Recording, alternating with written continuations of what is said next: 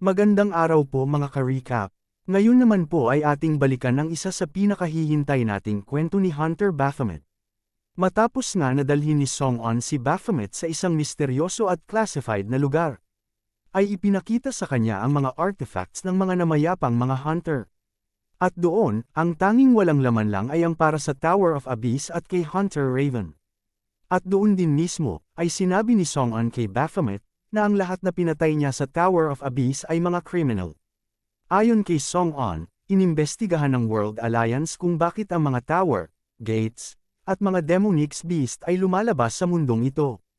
Pero ang resulta ng kanilang investigasyon ay napakahirap tanggapin kahit sa mga eksperto. Nagtataka naman si Baphomet sa sinasabi ni Song-on. Ang mga demonic beast daw at mga tao. Inihambing ng mga eksperto ang dalawang uri ng buhay na ito. Sa ibang salita, matapos pag-aralan ng mga eksperto ang katawan ng mga demonic beast at ng katawan ng mga hunters. Lahat ng parte ng katawan ay gawa sa parehong properties maliban lang ang puso. Nagulat si Baphomet sa narinig. Dagdag pa ni Song-on, hindi pa nila ito naisa sa publiko ang ganitong impormasyon. Halata naman kung ano ang mangyayari kapag nalaman ito ng mga tao. Kaya bigla niyang naisip na ang mga demonic beast at ang mga hunter ay wala namang masyadong pinagkaiba. Sa tingin niya ay mas masama pa ang mga hunter kaysa demonic beast. Hindi katulad ng mga demonic beast na pumapatay lang dahil sa kanilang instinct.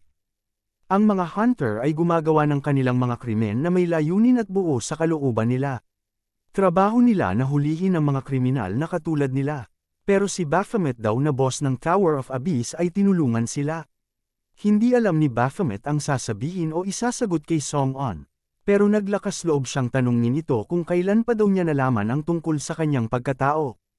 Ayon kay Song-on, si Hunter Fanes ang nagsabi sa kanya. Ang lalaking nagdadamit babae daw ba? Tanong ni Baphomet. Tama siya nga daw. Sa simula ay ayaw niya din maniwala. Pero ang multo ng system na nagpakita sa kanya na dati ay sa mga kwento niya lang naririnig. Nagpakita rin ito ng pulang system sa kanya na ngayon niya lang nakita. At hindi lang ito, binalaan pa siya ng pulang system. Noong una ay takot na takot siya. Hindi niya rin naiintindihan ang mga nangyayari. Pero dahil sa mga ebidensya sa paligid ay napagtanto nga ni Song-on na si Cha Min-woo ay si Baphomet. At kung totoo man ito, ay walang ibang mas makakatulong sa kanyang misyon kung hindi si Baphomet. Ang tanging hangarin ni Song-on ay ang maubos ang mga taong kalaban nila at nang mawala na sila sa planetang ito. Kung matutupad daw ni Baphomet ang pangarap niya, ay hindi siya magdadalawang isip na isang laang kanyang kaluluwa sa demonyo. Nakiusap si Song-on na tulungan daw sana siya ni Baphomet. At sa pagkakataong sinabi ito ni Song-on ay agad nakatanggap si Baphomet ng kanyang bagong quest mula sa system. Ito ay tungkol sa simbolo na nasa papel na binigay ni Hyper sa kanya at ginamit ang ng impostor. Kailangan niyang maghanap ng mga clues. Dahil sa quest na ito ay may bagong system na nabuksan kay Baphomet. Ito ay ang affection level. Ang kanyang relasyon daw kay Song-on ay nagbago din ayon sa system. Dati ay tagabantay niya lang ito, ngayon ay naging magkaibigan na sila. Ayon kay Song-on, ilang taon na niyang iniimbestigahan ang mga taong ito pero wala siyang makuha na kahit ano. Pero alam na niya ngayon na si Baphomet ang susi para mahuli ang mga ito. Naiinis naman si Baphomet dahil hindi niya alam kung ano ang ibig sabihin ng mga ito. Tinanong niya si Song-on kung may pinagsabihan daw ba siya ng kanyang pagkatao. Na siya ay isang demonic beast. Sinabi lang ni Song-on na para sa kanya, ang demonic beast daw at ang mga kriminal na mga hunter ay walang pinagkaiba. Hindi pa rin sigurado si Baphomet at iniisip ang mga bagay-bagay. Pero bigla niyang tinanong si Song-on kung si Hunter Fanes daw ba ay isang kriminal dahil nakapasok siya sa Tower of Abyss. Ayon kay Song-on ay malinis si Hunter Fanes. Ang patunay nito ay buhay pa siya. Baka daw si Hunter Fanes ay parte din ng plano ng multo ng system. Iniisip naman ni Baphomet kung gaano kalayo ang naplano ni Ra. Paano naman daw si Hunter Raven? Dagdag na tanong ni Baphomet. Matagal bago nakasagot si Song-on. Pero sinabi ni Song-on na siya ang hunter na hinahangaan at gayon din ay tina-target ng mga kalaban. Pero hindi daw nila alam kung ano ang gagawin sa kanya. Lahat daw ng ginawa niya ay kahit sila ay hindi maintindihan. Pinapatay daw nito ang mga estranghero o kahit na mga hunter na kasama niya sa pag-clear ng tower. At pagkatapos niyang mawala ang kanyang pamilya dahil sa Great Shock, ay siya rin ang umubos sa pamilya ng kanyang tiyahin na siyang kumapkop sa kanya. Biglang nagulat si Baphomet sa narinig at tila may bumagabag sa kanya. May nakikita siyang alaala, malabong alaala ng isang pamilya, babaeng duguan, at ang batang si Griffin. Biglang sumakit ang ulo ni Baphomet. Ito daw pala ang dahilan kung bakit galit na galit daw si Griffin kay Raven na gustong-gusto niya itong tapusin ng sarili niyang mga kamay. Mukhang alam na pala ni Griffin saad ni Song-on. Hindi daw nila maintindihan ang mga pagpatay na ginagawa niya. Kadalasan, ang mga psychopaths ay may layunin sa mga ginagawa nila. Pero si Hunter Raven daw, habang inoobserbahan niya sa malayo, nakikita niyang malungkot ito. Parang ginagawa niya ang lahat na ito dahil sa utos ng iba. Biglang may alaalang nakita si Baphomet. Si Raven na sinasabing mayroon din siyang quest. Anong quest daw tanong ni Song-on? Wala daw ito saad ni Baphomet. Ano na daw ang kanilang gagawin? Ayon kay Song-on ay siya ang nakakita ng papel kaya dapat siya ang may mas alam.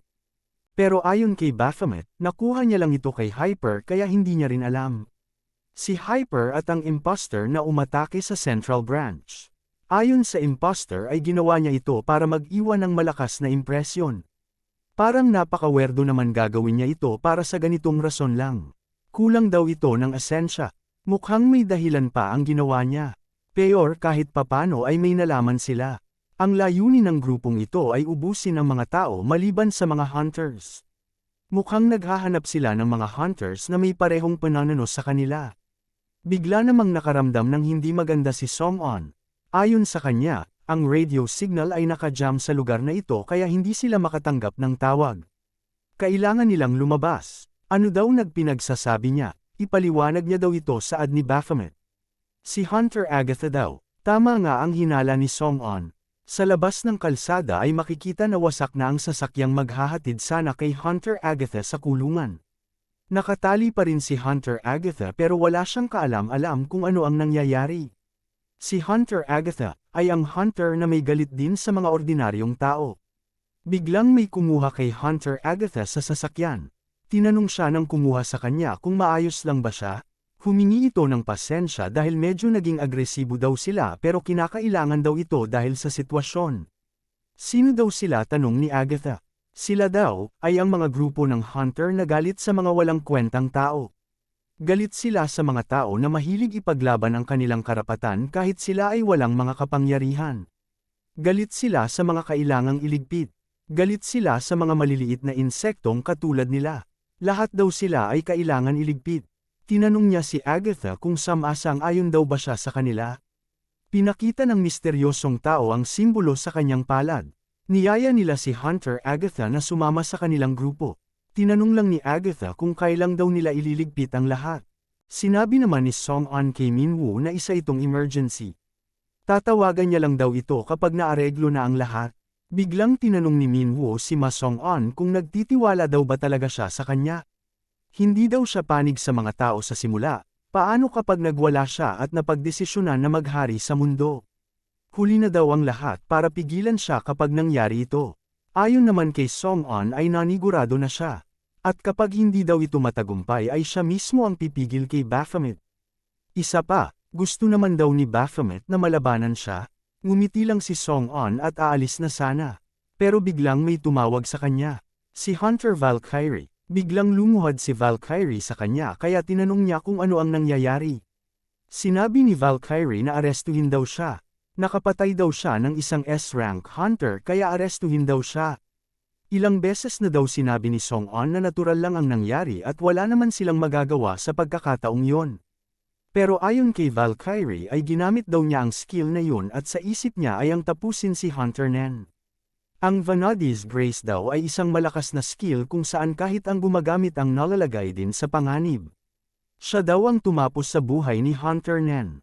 Tiningnan lang siya ni Minwoo at sinabi na inatake siya ni Hunter Nen nang may planong patayin din siya. Si Hunter Nen ay ginawa ang lahat ng iyon ng bukal sa loob niya. Malas lang niya dahil natalo siya sa mas malakas sa kanya.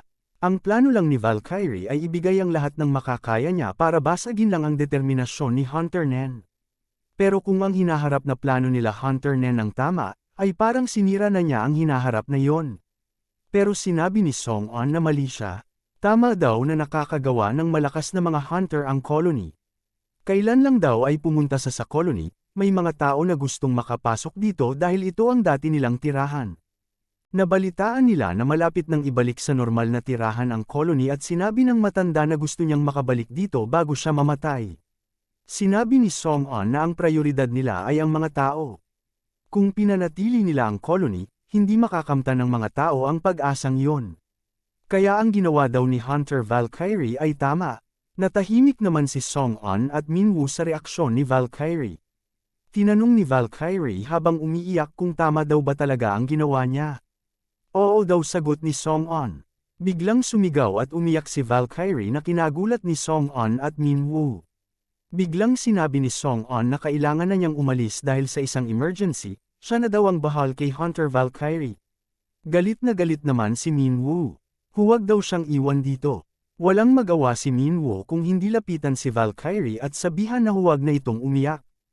Napatigil si Valkyrie ng ilang sandali at nagpatuloy sa pag-iyak. Hindi na rin alam ni Minwoo kung ano ang gagawin. At sa gabing yon ay naranasan ni Baphomet ang pinakahirap na pagsubok sa buhay niya. Abangan po natin mga ka-recap ang mga nag-aatikabong bakbakan sa mga susunod na kabanata. Maraming salamat po sa panunood at sana po ay nagustuhan ninyo. Please like our videos po and subscribe to our channel. See you soon. Bye!